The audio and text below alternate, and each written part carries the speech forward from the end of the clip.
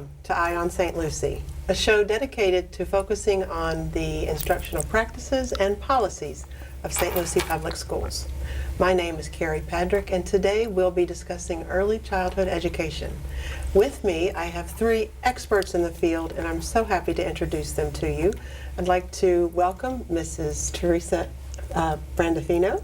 How are you doing? Fine. You are a national board certified teacher with very strong credentials in exceptional needs childhood and learning.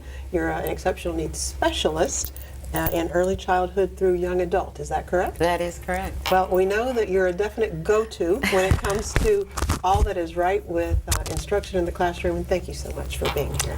Thank you. We have Angela Guerin from our Student Services and Exceptional Student Education Division.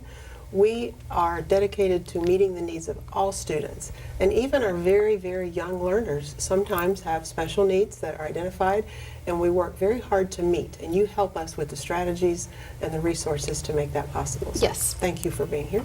Thank you. And Dr. Mary Huffstetter, you are the Early Childhood Coordinator for St. Lucie Public Schools. And that is a very big job. You work with our private and public agencies to make certain that we are providing quality resources and programs for all students in our area. So, big job. Thank you so much. You've got a lot of energy to make it happen. All right. So, early literacy. You know, we want to make sure that as our children move through our school systems, we are preparing them for college and career. And it is never, ever too early to start because they begin developing at birth. And so we're going to talk about early literacy and why it is so very important in the development of a child and the work that we've been doing here. Kind of give us a little background. Mary, I'm going to start with you because you've been there from the very beginning. What have we been doing? What are we continuing to do? And what do you see as us moving forward? Okay.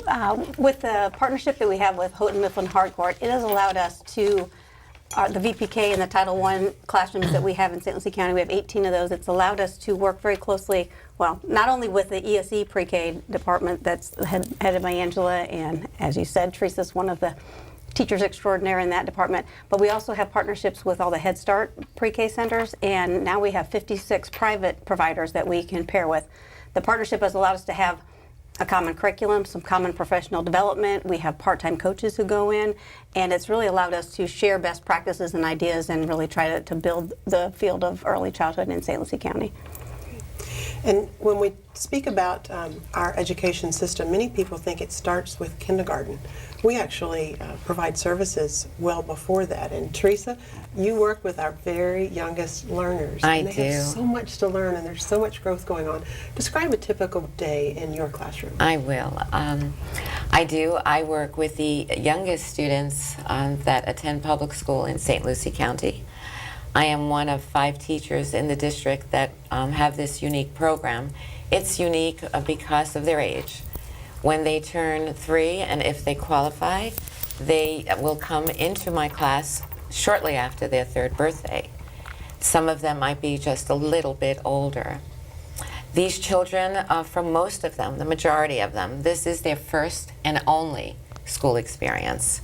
So there's a lot to be learned there. They have never been away from home for some of them. They're not used to structure and routine and following directions. But when they come into the classroom, they start running right away.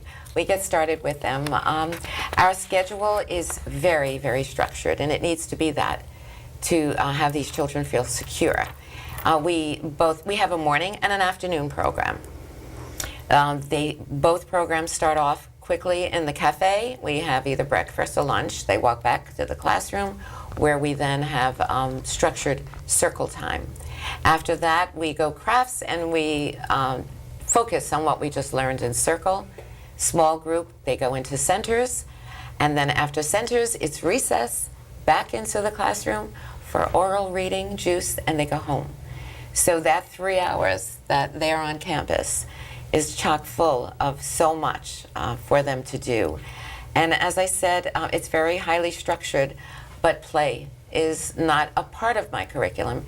It is my curriculum. It's through play that we teach these three-year-olds, and it's through play that they learn. seizing every opportunity to make it a teachable moment. Every moment with a 3-year-old is a teachable moment, and we can't let that go by. And you have 2 groups every day. I have 2 groups every day, a morning and an afternoon group, and both arrive on campus by bus, and some of them are parent, but and leave on the bus. So what we're doing is we're preparing them for their future, for their education that is to come, and they do a really great job. And I'm hearing the whole child is being addressed. Absolutely, the whole child is being addressed. We don't only, well, in this classroom, we're a language-based classroom, and yes, to just jump to the other topic I wanted to talk about, and that is how we do address language all the time. I work very closely with my 2 speech pathologists, Amanda Botha and Camille Truitt, to provide a language-rich environment for these children, because as we all know, for literacy to emerge, we need a language-rich environment, and that's what we provide. Wonderful. Every opportunity we get. And through student services, we provide many specialists who can come into the classroom and support that. Angela, you work with our very young learners too, and making sure that their individual specific needs are met. How does that work in our very large education system? Most of the children that Teresa receives in her classroom have come to us from an early intervention program, Birth to 3, called Early Steps. And they automatically transition right to the school district for a full evaluation, looking at their needs, communication, occupational therapy, physical therapy, whatever services they were previously receiving. So that's where Teresa's students, the majority, come from. Some other students come to us through parent referral, through Fiddlers and Child Find. If a parent or a daycare provider, a grandparent, a relative has concerns about a child, they can call Fiddlers Child Find and make a referral. Then they come to us for a screening. The screening's a brief appointment where their vision and hearing is screened, language concerns, speech concerns are addressed. If they fail one or more of those areas, then they're referred on to the special education department with the school district for a full evaluation with the school psychologist, a speech therapist, sometimes an occupational or physical therapist. Very, very deep and rich resources that we have available to us that we're working with our children from an early age. And Teresa, your credentials come from a very prestigious learning center, the Teachers College of Columbia University. Thank you. And you recently shared an article with me that comes from Columbia called Bright and Early. I did. And it's about the neuroscience of how the development of children begins at such an early age. Such an early age. Striking while the iron is hot. Isn't that just the most wonderful proverb you have ever heard? I love Striking while the iron is hot. Yes, and that article does bring that proverb up, and it brings to mind the blacksmith who's working on the metal while it's hot. And if he lets that opportunity go, he cannot form that metal into what he needs to make and what he's been assigned to do. So I like to think of it, and so does the author here, and bring it into the classroom or into the school, every school. We need to take advantage while the iron is hot, and that, as in these early years, it's a critical window of opportunity for us, as all of us who deal with these children, to go in there and work with them and prepare them for the rest of their educational career. So let's strike while the iron is hot and make a difference. And it's let us strike while the iron is hot. Let us. You work with the parents very closely. Absolutely. We've got to stretch ourselves very broad, because as a community, working with our young children, they end up in our elementary, in our middle schools, in our high schools, into the colleges and the workforce, and they are here to then be the next group of leaders for our community. We want only the very best. And Mary, your job is just absolutely huge, working with early literacy. You know, we think about early literacy up to grade 3, but working with all of the different agencies that impact children from birth on is phenomenal. How do you set your priorities? Well, I think I've told you, I think I have the best job in the whole county, because it is working with our youngest students, and we actually want to even increase what we're doing and start with at birth, because as we know, 85–90% of the child's brain is developed by the age of 4. So striking when the iron is hot, I love that, and I think we need to even broaden our scope a little bit more. But we try to focus our priorities around the standards. There are over 100 standards that our 4-year-old teachers are required to teach, and they go, because we are teaching the whole child, social, emotional, approaches to learning, all the general development, cognitive knowledge, and then, as we said, literacy, not just emergent literacy skills as most people think of it, developing oral language, vocabulary, communication skills with the kids. Those are so critically important. And our kindergarten teachers will tell you, if you send me a child who's really got the social emotional skills down and who's persistent and creative, I'll teach them letters, I'll teach them sounds. Those things are really the least important things that we need to teach before they go to kindergarten. We want a really well-rounded child who also has physical skills as well. So everything we do, we kind of couch it under, are we helping teachers meet the standards, those domains, and that's how we prioritize. And what is it that the standards suggest that we are teaching our children? There's over 100 of them, but they are how to get along with one another, with communication and emergent literacy. It's do they have a desire, an interest in books? Can they understand vocabulary words? Can they carry on conversations, listening, speaking, all those sorts of skills? And I know I fell in love with Teresa's kids in the classroom just yesterday, and she's working so much on communicating, and she's got a group of kids who are adorable and fun and so engaged. And she said she does everything with play, and I want to just say, yes, everything should be play-based, but it's very, very difficult. If you walk into a pre-K classroom and kids are all engaged and all playing, absolutely, it's not. It doesn't happen by accident. Purposeful play. Purposeful play. She worked so hard.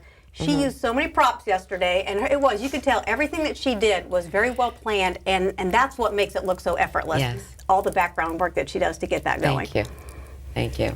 And the fluency with which you do it is a testament to the fact that you have been so successful for so many years, and you also mentor and coach others. I do.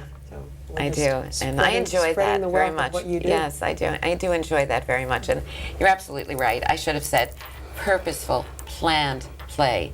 But it's such an important part of my curriculum. I do think of it as play, but it's more than play. And thank you for bringing that up. Yes. And you mentioned communication with those emergent skills. So vocabulary, oral language, those are critical. And I know that you do a fantastic job with that in your classroom. Give us a glimpse of what it looks like. Okay. I teach the children through thematic units. So we change the units every 2 weeks. And within these thematic units, we have lots and lots of hands-on activities. My children act on the environment. They're not passive observers, as Mary and Angela have visited, so they know exactly what I mean. I have them up and moving. We use movement. We use dance. We use music. We use concrete objects rather than abstract objects. We narrate, communication being so important. We narrate everything the child does. We narrate everything we do. We expand on the one-word utterances. We react to a gesture. So we bombard them with the language. And a quick example that Mary did see yesterday. For these children and most children, they need to have repetitive lessons. And for me, if I'm bored, then you're bored. So what I do is through the thematic units, I teach the same concepts over and over again. But no one realizes that because it's using different objects. So yesterday we were doing wet and dry in our snow unit. So we were playing with ice and ice water. 2 weeks from now, in our farm unit, we will do wet and dry again. But this time we'll go outside and take plastic pigs, roll them in dirt, bring them back in the room, and wash them.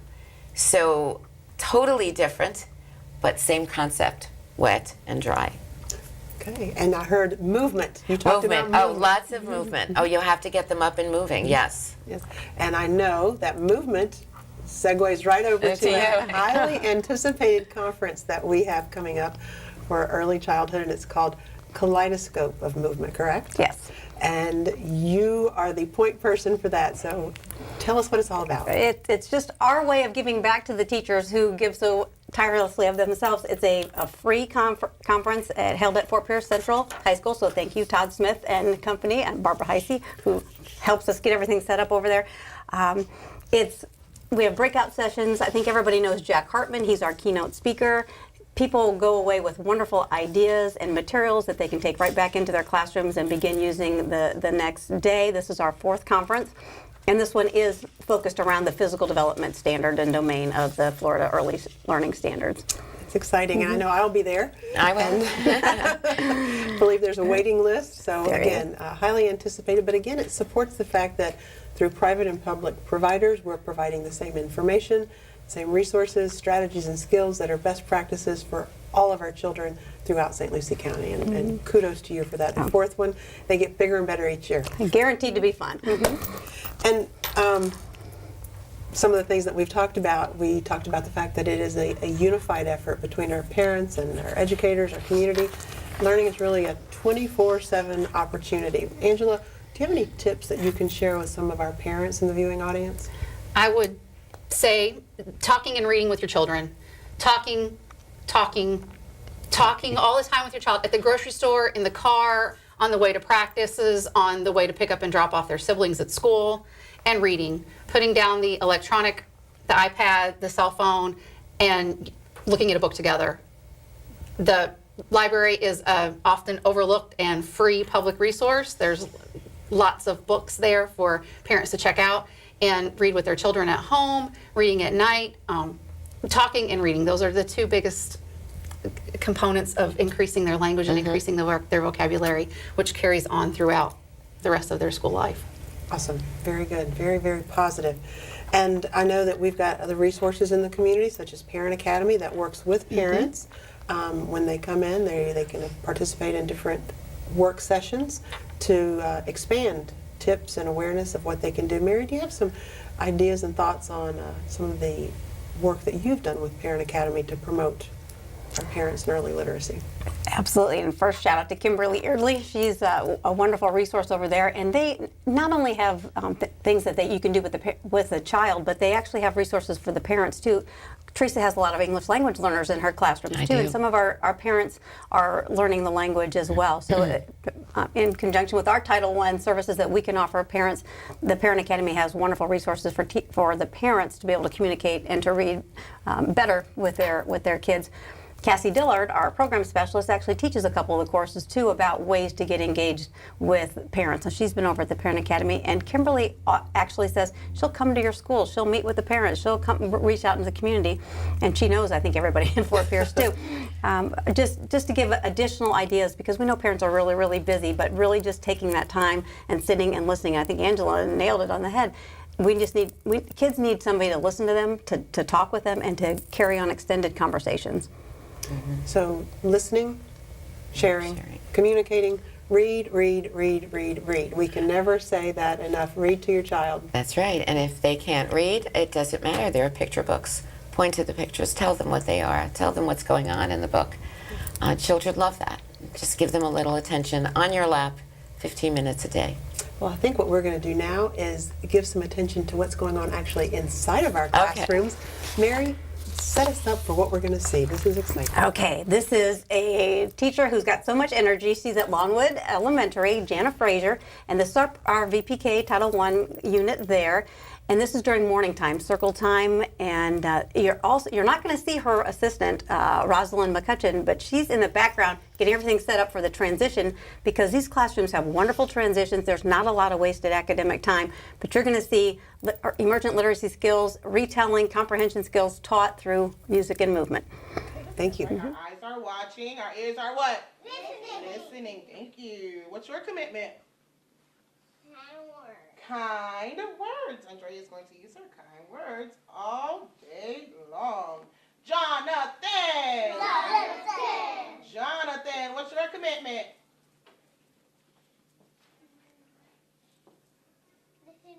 Listening ears. Great choice. Helping hands. Awesome. And last but not least, Jaritzi. Jaritzi, what's your commitment? Helping hands. Awesome. All right, we're going to keep our promises how long? All day long. Great job, friends. Yeah, who's ready? All right. All right. Put your hands together. Come on.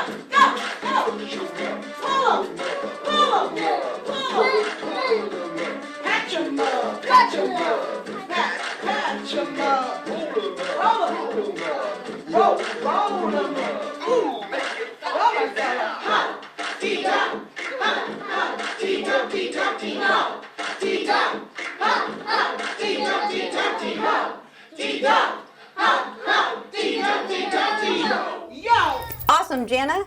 Next classroom is a fabulous classroom at George W. Truitt Head Start, and this is Elnora Halls, who's been a teacher for 20 years, and her assistant, Latanya Burgess. They've been together 8 years. You're going to see all these activities are actually taking place in the classroom at the exact same time. So this is a lot of engagement, and again, you're going to see a lot of material prep, but this is another literacy at its finest in the Head Start Center. Carrying a bundle of straw. I gotta count that. All right, who's pig number 1? Who's gonna buy the straw? Come and buy the straw. So you're gonna give me your money. I'm gonna give you the straw. Quick as a wink, the first little pig bought the straw, built the house, and moved in that very day. The second little pig met a man carrying a load of sticks. Where's pig number 2? Give me your money. I'm gonna buy the sticks. The second little pig, as quick as a wink, bought the sticks and built the house and moved in that very day. Then the third little pig met a man carrying a stack of bricks. Where's pig number 3? He's gonna buy the bricks. Give me your money. And the third little pig built this house steadily, brick by brick, day after day, working very hard to build a nice, strong house. Build your house brick by brick. Show me how you stack brick by brick. Good job. Meanwhile, the big bad wolf had been watching the 3 little pigs build their houses. So yum, yum. Yum, yum, said the big bad wolf, rubbing his belly. 3 fat pigs made 3 fine meals. So the big bad wolf dressed in his very best suit and knocked on the first little pig's door. We'll knock on the first little pig's door. Hold up your houses, hold up your houses. Not hard, Savannah. Knock on the door. Show me if you're knocking on the door. Say knock, knock, knock. Little pig, say little pig, let me come in. Say it in your big voice. What does your big voice sound like? Little pig.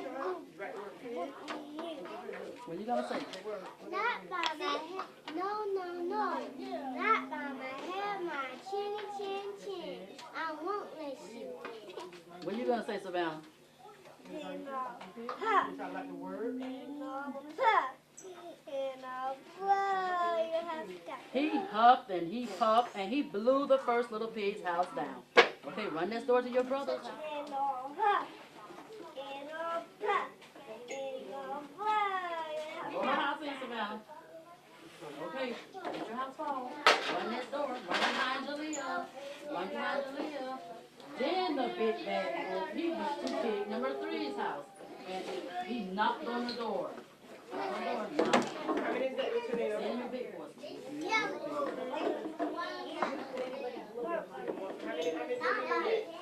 So let me come in.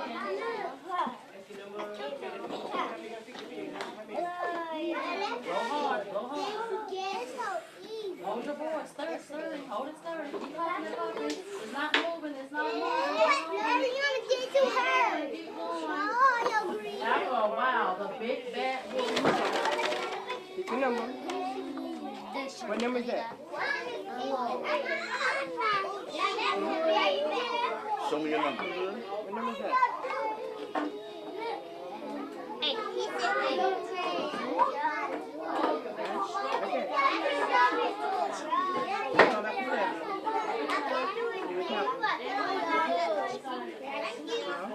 What number? Tell me your number.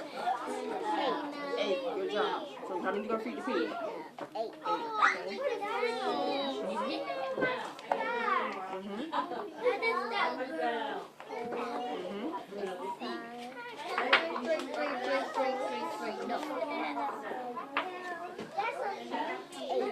Job, Lizelle.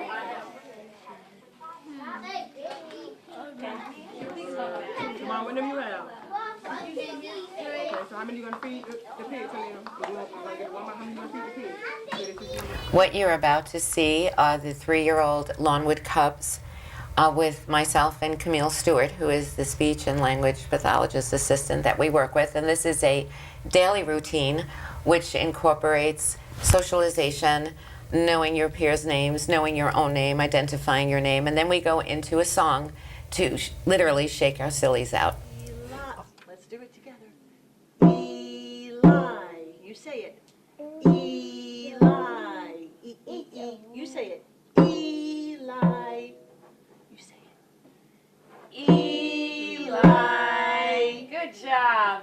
Look who came to school today, school today, school today. Look who came to school today, Eli. Oh, you're Nice doing job, it. Eli. Go to Miss B. Come here, thank you. Eli, who's this? Go give it to him. Thank you. So, welcome. Play your name on Over the drum. here. We're going to say your name. Turn. Go behind the drum. 3 Ready? times. Esau. You say it. Esau. Esau. Esau. Good job. Here you go. Put it up there. Look who came to school today, school today, school today. Look who came to school today, Esau. Come here, baby. Look. Who's this? Yeah, wonderful. Very nice. Say hi, Esau. Say hi. Who's this? That was wonderful. It's Alex. Can you give it to him, please? Here, take it and give it to Alex. Alex. Find Alex. He's looking for the other Alex here. Good job, Esau and Alex. That's you, right? Okay, come behind. Okay, what is your name? You say it. Good Again, job. nice and Loud. Alex. Again. Alex. Say hi, friend. Okay, get your name tag. Good job, Alex. Look who came to school today, school today, school today. Look who came to school today. Ladies, thank you so much. Those videos were phenomenal. It really shows what's going on in the classroom and the depth for our early learners. Teresa, you shared a quote with me that's phenomenal, and it is from our one of our gurus in education, Robert Marzano. It says that it's not the job of a classroom teacher to entertain students. It is the job of every classroom teacher to engage students. Engagement is where it's at. That's right. So to our viewing audience, I say, if you would like to see more about the engaging opportunities we afford students in our classroom, please follow us on our social media outlets and tune in to us weekly for Eye on St. Lucie. Thank you.